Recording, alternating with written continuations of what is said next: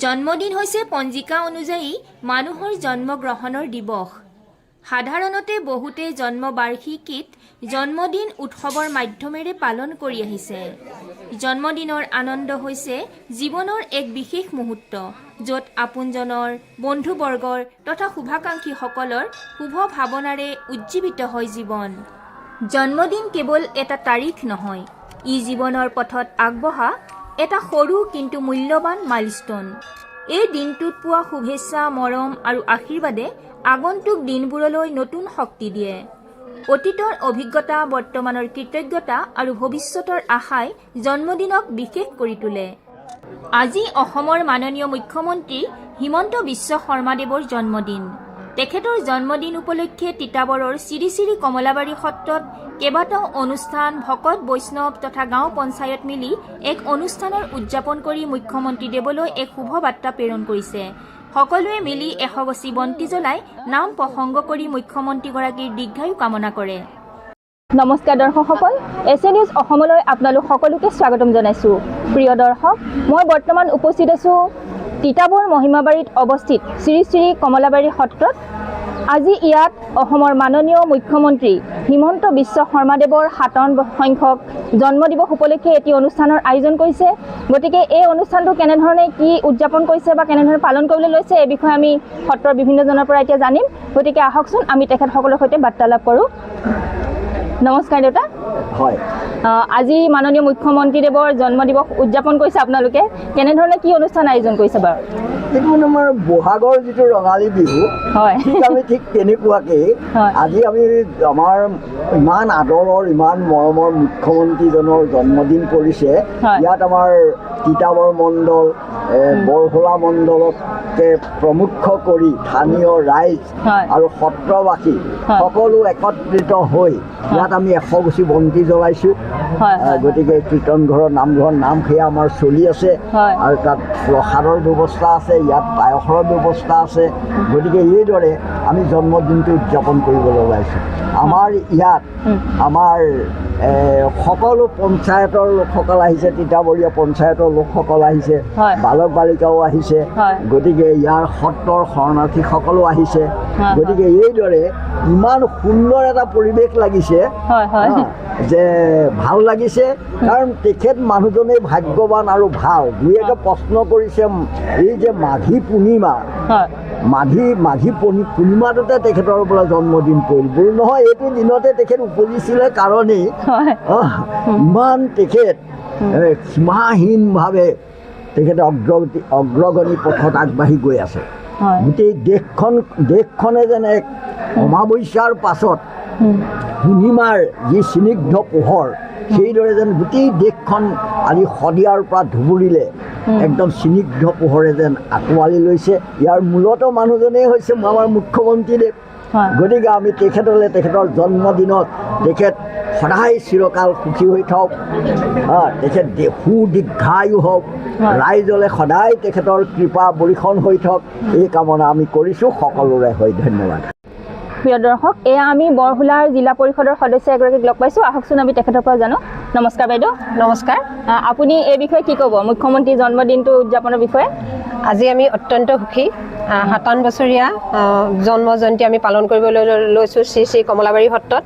তেখেতৰ যি বলিষ্ঠ নেতৃত্বত আমি সকলো একত্ৰিত হৈ আগবাঢ়ি গৈছোঁ আৰু গোটেই অসমত তেখেতে যেনেকৈ সুনাম কঢ়িয়াবলৈ সক্ষম হৈছে আৰু সবল নেতৃত্বত আজি আমি বহুত উন্নয়নমূলক কাম হৈছে। তেখেতক আমি সেইকাৰণে আশীৰ্বাদ আৰু শুভেচ্ছা জনাইছোঁ। আৰু সেইকাৰণে আজি আমি সকলোৱে বৰহোলা মণ্ডল আৰু তিতাবৰ মণ্ডল হৈ সকলো লগ লাগি, আমাৰ কাৰ্যকৰ্তাসকল আহিছে, সকলোৱে লগ লাগি তেখেতৰ হৈ আমি আশীৰ্বাদ বিচাৰিবলৈ আহিছোঁ। তেখেত সুস্বাস্থ্য কামনা কৰিছোঁ, কাৰণ আমি ভবাতকৈও তেখেতে বহুত কাম কৰিছে। তেখেতে আজি আমি ভবাই নাছিলোঁ যে ডিব্ৰুগড়খন যেন আকৌ ছেকেণ্ড ৰাজধানী হ'ব। সকলোৱে আমি গম পাইছোঁ ডিব্ৰুগড়ত আমাৰ ছেকেণ্ড ৰাজধানী হ'বলৈ গৈ আছে। আজি উন্নয়নমূলক কাম যথেষ্টখিনি হৈছে। তেখেত সদায় ভালে থাকক, আমাক আগবঢ়াই লৈ যাওক, তেখেতৰ সুস্বাস্থ্য কামনা কৰিছোঁ। চৰাইপানী পঞ্চায়তৰ সভানেত্ৰী হয়, গতিকে আপুনি এই বিষয়ে কি ক'ব? মুখ্যমন্ত্ৰী আমাৰ অসমৰ যিবোৰ কাম কাজ কৰি আছে, তেখেতলৈ আমাৰ সদায় শুভেচ্ছা আছে, আশীৰ্বাদ আছে। আজি 57 বছৰীয়া জন্ম জয়ন্তী আমি শ্ৰী শ্ৰী কমলাবাৰী সত্ৰত সকলোৱে লগ হৈ গাঁও পঞ্চায়তৰ প্ৰেচিডেণ্ট সদস্য আৰু কমলাবাৰী সত্ৰৰ ভকতসকল আৰু 2টা মণ্ডলৰ কাৰ্যকৰ্তাসকল সকলোৱে লগ হৈ তেখেতক আমি আশীৰ্বাদ কৰিছোঁ যাতে ভৱিষ্যতে অসমৰ আমাৰ আৰু বহুত কাম আছে কৰি আছে এই আশীৰ্বাদ কৰিছোঁ। ধন্যবাদ। প্ৰিয় দৰ্শক, এয়া আমাৰ কাষতে তিতাবৰ পৌৰসভাৰ পৌৰপতি বাইদেউ উপস্থিত আছে। আমি মুখ্যমন্ত্ৰীৰ জন্মদিনত তেখেতে কি বাৰ্তা দিব এই বিষয়ে আমি জানিছোঁ নহয়। নমস্কাৰ বাইদেউ। নমস্কাৰ। আজি 57 বছৰীয়া হিমন্ত বিশ্ব দেৱৰ জন্মদিন। এই জন্মদিনটোক তেখেতক প্ৰথমতে আমি ইয়াৰ পৰাই এই মঞ্চৰ পৰাই শুভেচ্ছা দিছোঁ। তেখেত সদায় এনেদৰে থাকক, এনেদৰে তেখেতৰ নেতৃত্ব দি থাকক আৰু সবল হওক, তাকে কামনা কৰি আমি আজি শ্ৰী শ্ৰী কমলাবাৰী সত্ৰত তিতাবৰ মণ্ডল আৰু বৰহোলা মণ্ডল আৰু ইয়াৰ ভকতসকল সকলোৱে একেলগ হৈ তেখেতৰ সুস্বাস্থ্য কামনা কৰি ভগৱানৰ ওচৰত এখন শৰাই দিবলৈ আমি আগবাঢ়ি আহিছোঁ। তেখেত যাতে সদায় এনেদৰে আমাৰ মাজত থাকক। আপুনি তিতাবৰ জিলা পৰিষদৰ এগৰাকী সদস্য, আজি মুখ্যমন্ত্ৰীৰ জন্মদিনত আপুনি কি ক'ব? আজি অসমৰ যশস্বী মুখ্যমন্ত্ৰী হিমন্ত বিশ্ব শৰ্মা ডাঙৰীয়াৰ আজি 57 বছৰ জন্মদিনত আমি তেখেতৰ সুস্বাস্থ্য কামনা কৰিছোঁ। অসমৰ মংগলিক কামৰ কাৰণে তেখেতে কাম কৰক, শক্তি পাওক। অসমৰ জাতি ধৰ্ম নিৰপেক্ষে তেখেতে উন্নয়নমূলক কাম কৰাৰ শক্তি পাওক, তাৰে কামনা কৰিছোঁ। অনাগত দিনবোৰ অসমত জাতি ধৰ্ম নিৰপেক্ষকে তেখেতে যি সকলোৰে হৈ কাম কৰি আছে আৰু অধিক কাম কৰক, শক্তি দিয়ক ভগৱানে। তেখেতৰ পৰিয়ালৰ সুস্বাস্থ্য কামনা কৰিছোঁ, তেখেতৰ সুস্বাস্থ্য কামনা কৰিছোঁ। আৰু বিশেষকৈ আমাৰ তিতাবৰ ৰাইজৰ হয় আমি সকলোৰে হয় আমি আজি বৰহোলা মণ্ডল আৰু তিতাবৰ মণ্ডল হয় আমাৰ পঞ্চায়তৰ প্ৰতিনিধিসকল মিলিত হৈ তেখেতক আজি শ্ৰী শ্ৰী কমলাবাৰী সত্ৰত তেখেতৰ দীৰ্ঘায়ু আৰু কামনা কৰি তেখেতৰ সুস্বাস্থ্য কামনা কৰি আজি আমি শৰাই এভাগ আগবঢ়াইছোঁ। তেখেতৰ কাৰণে বন্তি প্ৰয়োজন কৰিছোঁ আৰু অধিক শক্তিৰে তেখেতলোকে অধিক উদ্যমেৰে তেখেত অসমৰ হৈ এটা কাম কৰক। অসমক পৃথিৱীৰ ভিতৰত সৰ্বশ্ৰেষ্ঠ এখন ৰাজ্য হিচাপে নামকৰণ কৰিব আমি তাক কামনা কৰিছোঁ। প্ৰিয় দৰ্শক, তিতাবৰৰ এগৰাকী বিশিষ্ট শিক্ষাবিদ তথা সমাজকৰ্মী আমি এতিয়া লগ পাইছোঁ। আহকচোন আমি তেখেতৰ সৈতে বাৰ্তালাপ কৰোঁ। নমস্কাৰ ছাৰ। নমস্কাৰ। আপুনি আজি আমাৰ মাননীয় মুখ্যমন্ত্ৰীদেৱৰ যি জন্ম দিৱস এই সত্ৰত উদযাপন কৰিছে, আপুনি ইয়াত উপস্থিত আছে, গতিকে আপুনি এই বিষয়ে কি ক'ব? মই জয়তে সকলোকে নমস্কাৰ জনাইছোঁ। আজি এটা বৰ শুভ মুহূৰ্ত বুলি অনুভৱ কৰিছোঁ আমি, যিহেতু অসমৰ জনপ্ৰিয় মুখ্যমন্ত্ৰী, দক্ষ মুখ্যমন্ত্ৰী ডক্টৰ হিমন্ত বিশ্ব শৰ্মাৰ আজি 57তম জন্মদিন। এই জন্মদিন উপলক্ষে আমি ঐতিহ্যমণ্ডিত শ্ৰী শ্ৰী কমলাবাৰী সত্ৰত তিতাবৰৰ সমূহ তেখেতৰ শুভাকাংক্ষী আৰু আমাৰ বিশেষকৈ ভাৰতীয় জনতা দলৰ কাৰ্যকৰ্তাসকলে আহি আমি শ্ৰী শ্ৰী কমলাবাৰী সত্ৰৰ হৰি মন্দিৰত আজি শৰাই আগবঢ়োৱা হৈছে আৰু ইয়াত 100 গছি বন্তি জ্বলাই তেখেতৰ সুস্বাস্থ্য আৰু দীৰ্ঘায়ু কামনা কৰা হৈছে। অসমৰ প্ৰতিজন মানুহৰ আমি অনুভৱ কৰোঁ যে প্ৰতিজন মানুহৰ হৃদয়ৰ আমঠু হৈ পৰিছে ডক্টৰ হিমন্ত বিশ্ব শৰ্মা।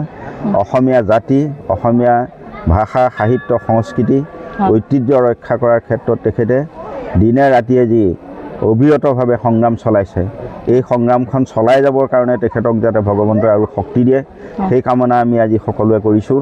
আজি আমি এই ধৰ্মীয় আধ্যাত্মিক অনুষ্ঠানৰ যোগেদি ভগৱন্তৰ ওচৰত প্ৰাৰ্থনা জনাইছোঁ যাতে সেই অপশক্তিসমূহ দূৰ হয়, নাশ হয় আৰু তেখেতে জনস্বাস্থ্যৰ কাৰণে, জনহিতকৰ কাৰণে, দেশৰ কাৰণে, জাতিৰ কাৰণে যি সংগ্ৰাম আৰম্ভ কৰিছে, এই সংগ্ৰামখন চলাই যাবৰ কাৰণে তেখেতক ভগৱন্তই শক্তি দিয়ক, সুস্বাস্থ্য দিয়ক, তেখেতৰ দীৰ্ঘায়ু কামনা কৰি আমি ভগৱন্তৰ চৰণত প্ৰাৰ্থনা জনাইছোঁ।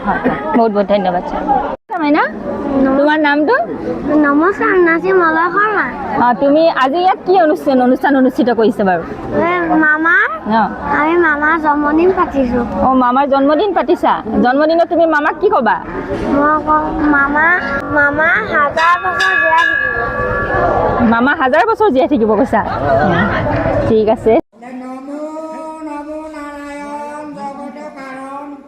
ব্ৰহ্মা হৰে ক্ষীৰে ধৰে যাহাৰ চৰণ, মুকুট সকল সদা যাৰ গুণ গায়, হেন গুৰু চৰণে প্ৰণাম সদায়, হেন গুৰু চৰণে প্ৰণাম। ভাৰতৰ এগৰাকী ৰাজনীতিবিদ তথা অসমৰ বৰ্তমানৰ মুখ্যমন্ত্ৰী হিমন্ত বিশ্ব শৰ্মা।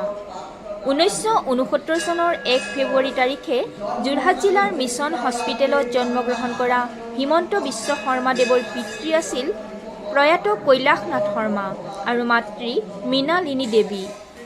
তেখেতৰ পিতৃ এগৰাকী প্ৰসিদ্ধ কবি আৰু লেখক আছিল। যোৰহাটত জন্মগ্ৰহণ কৰা হিমন্ত বিশ্ব শৰ্মাদেৱে কটন কলেজৰ পৰা ৰাজনীতি বিজ্ঞানত স্নাতক আৰু স্নাতকোত্তৰ ডিগ্ৰী লাভ কৰে। লগতে গুৱাহাটী বিশ্ববিদ্যালয়ৰ পৰা আইনৰ আৰু PhD ডিগ্ৰী অৰ্জন কৰে। অসমৰ ৰাজনীতিত এগৰাকী শক্তিশালী প্ৰশাসক হিচাপে তেওঁ পৰিচিত, যিয়ে ৰাজ্যৰ সামগ্ৰিক উন্নয়নৰ বাবে নতুন নীতি আৰু পদক্ষেপ গ্ৰহণ কৰিছে।